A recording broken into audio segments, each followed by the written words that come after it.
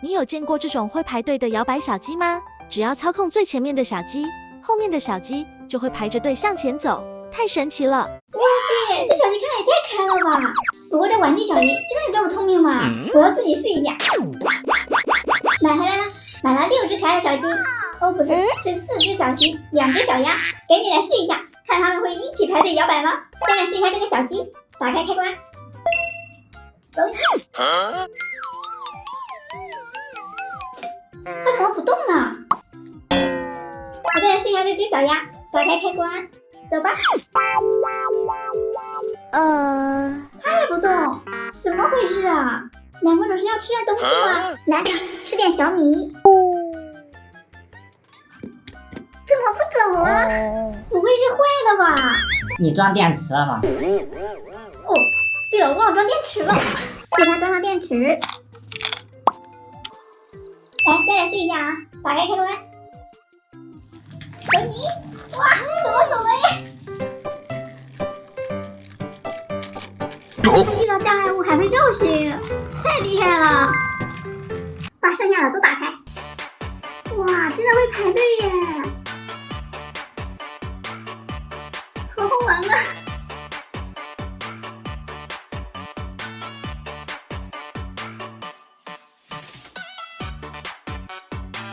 它们还可以并排走，好萌啊！我发现它们的翅膀还可以打开，这样就变成了飞行模式。打开翅膀还会跳舞，让它们飞一下。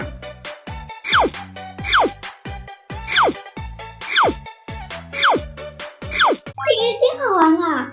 但是如果大家喜欢它，又不想花钱买的话，下面我来教大家用简单材料做出同样可爱的摇摆小鸡。首先准备一张白卡纸，一张黄卡纸。先在白卡纸上画一个大点的圆，在黄卡纸上画一个小圆。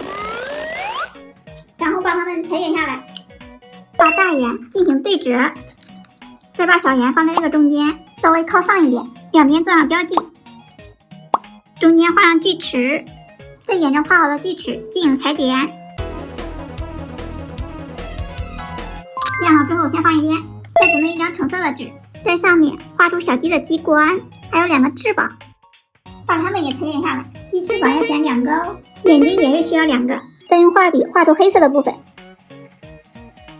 再准备一个红色的卡纸，把它对折，画上尖尖的嘴巴，裁剪下来。接下来就把这些全部给它粘上去。